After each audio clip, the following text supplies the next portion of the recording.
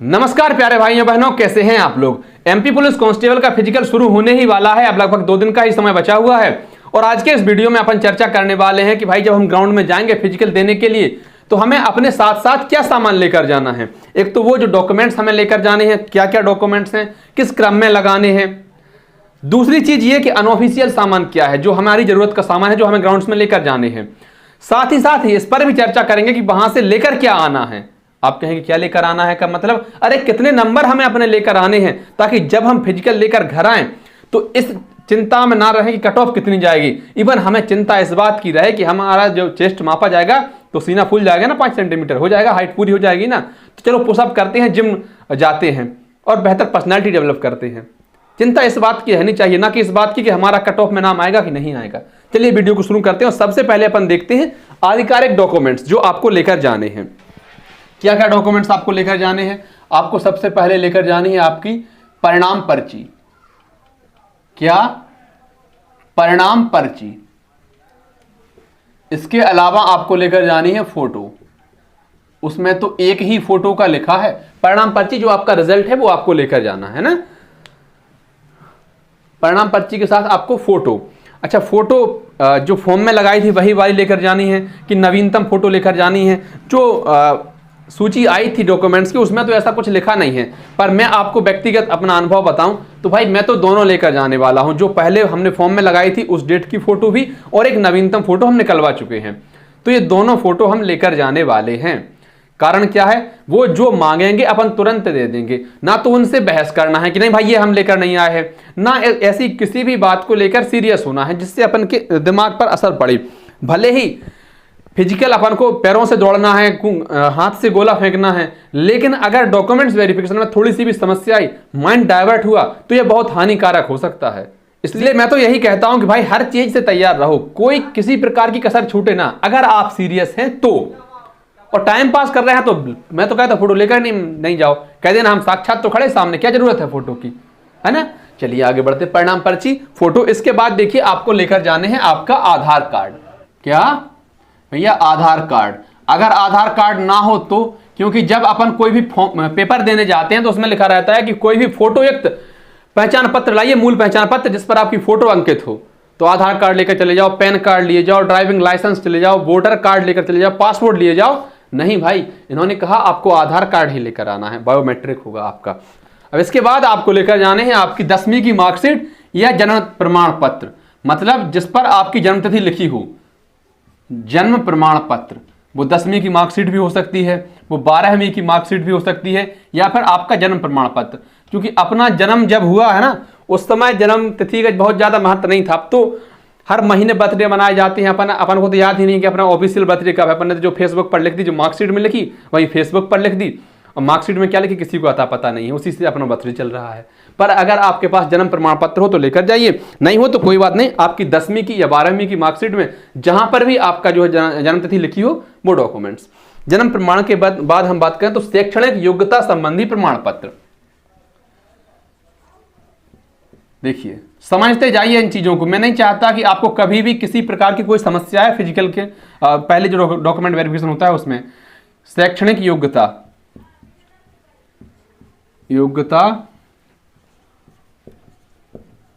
संबंधी प्रमाण पत्र। अब इन्होंने ना तो ये कहा कि आपको न्यूनतम लेकर जाने हैं कि अधिकतम लेकर जाने हैं। जैसे 10वीं पास से फॉर्म भरे थे ना, तो 10वीं तक के भी लेकर जाने हैं क्या, 5 के बाद 6 में, 6वीं 7वीं 8वीं 9वीं के, या फिर आपको इससे ऊपर आपने जितने भी हायर एजुकेशन कर रखी है, 11वीं पास हैं आप, 12वीं है, ग्रेजुएशन, पोस्ट ग्रेजुएशन, तो आपने जहां तक की पढ़ाई कर रखी है कितने लेकर जाने हैं। इन्होंने स्पष्ट इसका उल्लेख नहीं किया है, लेकिन उन्होंने कहा है शैक्षणिक योग्यता संबंधी प्रमाण पत्र। तो मेरे विचार में आपको आपके सभी दस्तावेज साथ लेकर जाने चाहिए। मैं आपको बताऊं ऐसा क्यों होता है। पिछली भर्ती जो हुई थी 2022 में भर्ती हुई थी, तो जो डीजीपी है मध्य प्रदेश के, वो ग्वालियर में आए थे और उन्होंने प्रशिक्षु जो कांस्टेबल थे उनके साथ डिनर किया था। तो उनके साथ में कौन से कांस्टेबल बैठेंगे ये आपकी योग्यता पर तय हुआ था कि भाई जो एजुकेटेड ज़्यादा हैं, जिन्होंने इंजीनियरिंग कर रखी है, जिन्होंने अच्छी डिग्रियां ले रखी हैं, ऐसा करो कि इनके साथ उन्हीं को बैठा रहिए, ना कि ठुल्लों को, फालतू के लोगों को। तो ये चीज़ें बाद में आपकी काम आती हैं, है ना भाई। तो शैक्षणिक योग्यता संबंधी प्रमाण पत्र, अगर आप जितने हायर एजुकेटेड हैं वो चीजें साथ लेकर जाइए। आगे बढ़ते हैं। इसके बाद देखिए जीवित रोजगार पंजीयन। क्या? जीवित रोजगार पंजीयन, अर्थात आपके पास जो रोजगार पंजीयन है उसकी एक्सपायरी डेट ना निकली हो। बहुत सारे अभ्यर्थियों के रोजगार पंजीयन जो है वो एक्सपायर हो जाते हैं, उनकी डेट निकल जाती है। तो कोई बात नहीं, इन्होंने नया पुराने का कुछ सिस्टम नहीं कह रखा है। इन्होंने तो कहा है कि आपका रोजगार पंजीयन जीवित होना चाहिए भाई। नया है पुराना, हमें इससे मतलब नहीं है।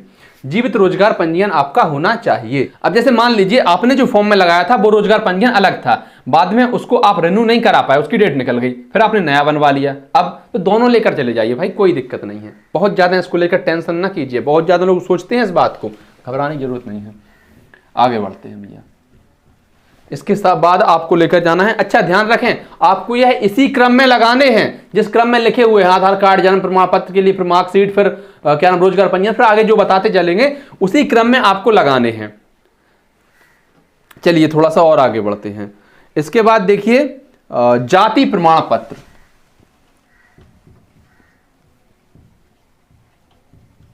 जाति प्रमाण पत्र अन्य राज्यों के लिए, अन्य राज्यों के अभ्यर्थी जो हैं उनके लिए इसकी आवश्यकता नहीं है। जो यूआर कैटेगरी में है उनके लिए इसकी आवश्यकता नहीं है, कि ओबीसी एससी एसटी वाले अभ्यर्थियों के लिए जाति प्रमाण पत्र चाहिए। इसके बाद देखिए स्वयंसेवी नगर सैनिक, अगर आप स्वयंसेवी नगर सैनिक हैं,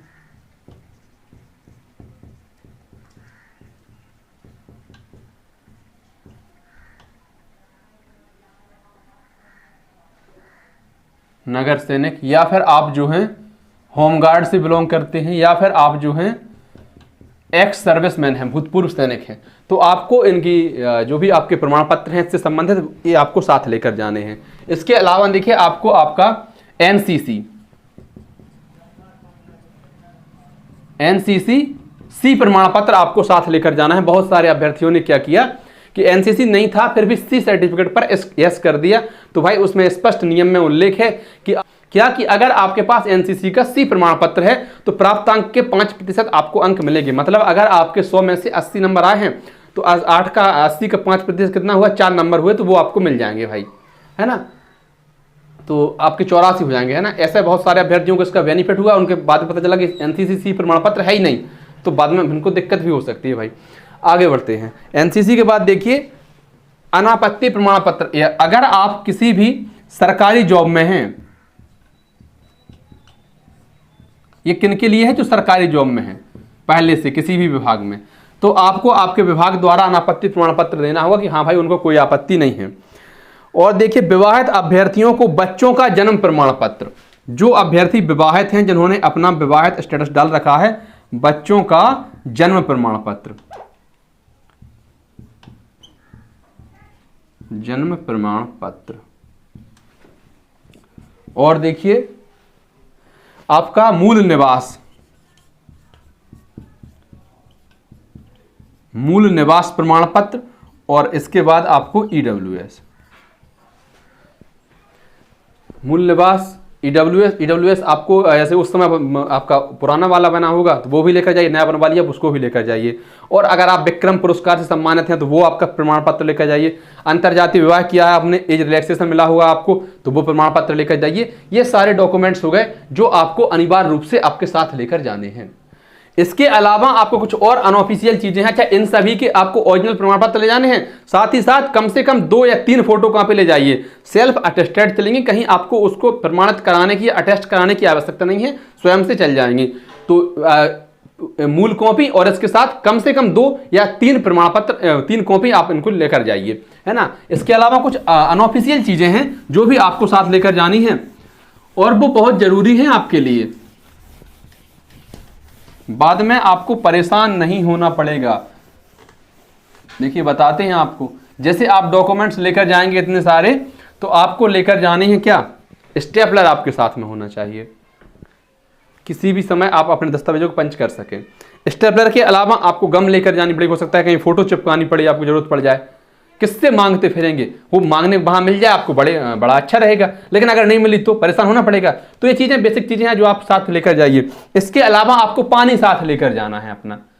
आप कहेंगे भाई पानी तो क्या मिलेगा नहीं वहां पर? बिल्कुल मिल जाएगा यार, लेकिन ऐसा भी हो सकता है कि आपको वो पानी पसंद ही ना आए, उसका स्वाद अलग हो, आपके मुंह ना लगा हो, वो पानी अच्छा ना लगे आपको, प्यास ही ना बुझे उससे, तो आप अपने साथ पानी लेकर जाइए। साथ ही साथ आप अपने साथ जूस लेकर जा सकते हैं, आप ग्लूकोज, इलेक्ट्रोल पाउडर, जो भी आप चाहें, जो कि आप दौड़ के पहले या बाद में पी सकते हैं, जिससे आपको एनर्जी मिलती रहे। इसके अलावा आपको फल या स्वल्प आहार भी साथ लेकर जाना है, और इन्होंने कह भी रखा है नोटिफिकेशन में कि हो सकता है आपको समय बहुत ज़्यादा लगे, और कई बार पहले भी कई बार दिखाया सर्वर नहीं आ रहा है, आप अपन क्या कर सकते हैं उसमें, तो टाइम तो लगता है।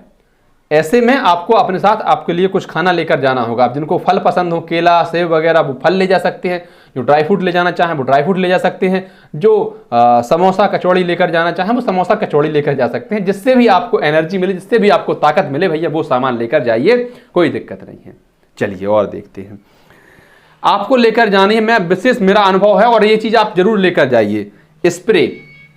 अगर स्प्रे नहीं तो कोई भी जो क्रीम आती है लगाने के लिए, जैसे मूव हो गई, ओमनी जेल हो गई, या जो भी क्रीम आप आईडेक्स वगैरह, जिससे जब आप दौड़ने के पहले भी लगा लें, दौड़ने के बाद भी लगा लें, पैरों में बहुत ताजगी रहेगी उससे। ये चीज़ें आपके लिए ज़रूरी हैं जो आपको लेकर जानी है। अब मैंने कहा था कि बाद में बात करेंगे, वहाँ से लेकर क्या आना है, हमें वहाँ से चेहरा उतार कर नहीं आना है कि मुँह उतर जाए, यार हमारा फिजिकल तो बुरा हो गया, गड़बड़ हो गई, क्या करें। ठीक है, वो बाद की बातें हैं, लेकिन अगर आप अच्छी चीज़ वहाँ से लेकर आना चाहते हैं तो अच्छा फिजिकल स्कोर लेकर आइए, ताकि जब आप घर पर आएँ तो आपको ये विचार ना करना पड़े कि यार हमारा सिलेक्शन होगा कि नहीं होगा, कट ऑफ क्या जाएगी।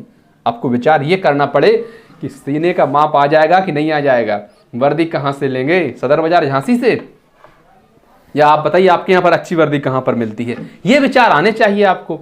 चलिए कट ऑफ भी देख लेते हैं लगे हाथ। जैसे मेल और यहाँ पर फीमेल, एक एक्सपेक्टेड हम बता रहे हैं। अगर ये जो कट ऑफ हमने बताई है, हो सकता है बहुत सारे अभ्यर्थियों को हाई लगे, आप भी कह दें रोहित भाई आप तो खुद कह रहे थे कि ग्राउंड्स में जो दिखाया जा रहा है वो हकीकत नहीं है, और कट ऑफ इतनी नहीं जाएगी जितनी बता रहे हैं, वो चीज़ें अलग अलग हैं, पर ये आपने स्कोर कर दिया ना तो यकीन मानिए आप श्योर सिलेक्शन पा जाएंगे। पुरुष और महिला भाइयों और बहनों के लिए अपन बात करने वाले हैं। सबसे पहले देखिए, UR, OBC, SC, ऐसा करते हैं, EWS रखते हैं, EWS, SC और ST। ऐसा हमने इसलिए लिखा है क्योंकि UR की सबसे ज़्यादा जाती है, उसके बाद OBC, EWS, इसी क्रम में जाती भी है कट ऑफ।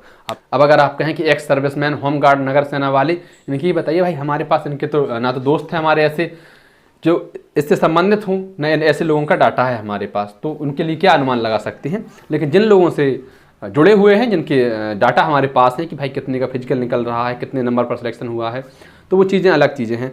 और अगर हम बात नॉर्मलाइजेशन की करें कि किसके नंबर बढ़े हैं, किसके नंबर घटे हैं, तो आप इसको लेकर चिंतित ना होइए, ये आपके हाथ में नहीं है। आपके हाथ में तो फिजिकल है, बेहतर फिजिकल कर सकते हैं, वो जो हुआ होगा वो बाद की बात है ना। पुरुषों के लिए जो UR कैटेगरी में है, चाहे आप अदर स्टेट से हो, चाहे आप MP में ही जनरल कैटेगरी से आते हो, आपको कम से कम 157 नंबर, इससे प्लस, इससे क्या आपको प्लस ही करना होगा, ये बड़ा प्लस इसीलिए बना है, इससे आपको प्लस ही करना होगा। बात अगर हम OBC वाले पुरुष अभ्यर्थियों की करें तो 154 154 नंबर, EWS वाले पुरुष अभ्यर्थियों के लिए 152 152 नंबर, SC वाले पुरुष अभ्यर्थियों के लिए 147 नंबर, और ST वाले पुरुष अभ्यर्थियों के लिए 140 या 142 के आसपास आपको यह स्कोर करना पड़ेगा। अब आपको अगर ये ज़्यादा लग रहा है, आप कहें कि जो पहले फिजिकल होता था, मानक फिजिकल 40-42 नंबर का है भाई, उसमें ही तो आधे से ज़्यादा लोग फेल हो जाते थे फिजिकल में, हैं। आप कहें कि 70 नंबर के फिजिकल में नौकरी नहीं मिल रही। अब ये दोनों चीज़ें बहुत अलग अलग हैं।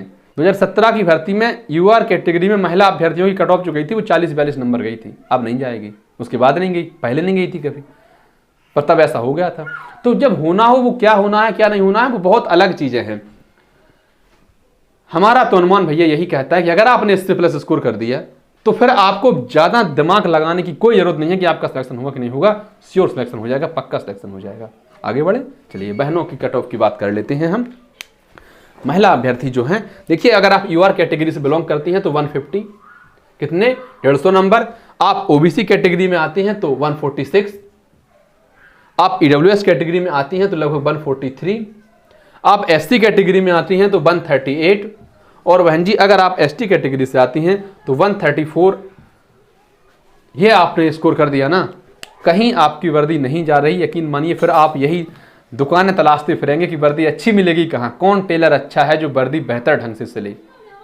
पहली सेल्फी ले रही है ना वर्दी में, तो फिर आपको यही सब विचार करना पड़ेगा। लेकिन अगर आपने इससे कम स्कोर किया, हो सकता है 2-4 नंबर भी कम कट ऑफ कम चली जाए, 5 नंबर कम चली जाए, ये सब चीज़ें बाद की बातें हैं। पर आपको ये अगर आपने स्कोर कर दिया तो आपकी वर्दी जो है वो पक्की हो गई। धन्यवाद प्यारे भाइयों बहनों, वीडियो आपको अच्छी लगी हो तो लाइक कर दें, श्रद्धा बने तो सब्सक्राइब कर दें, अन्य साथियों तक साझा कर दें। आभार।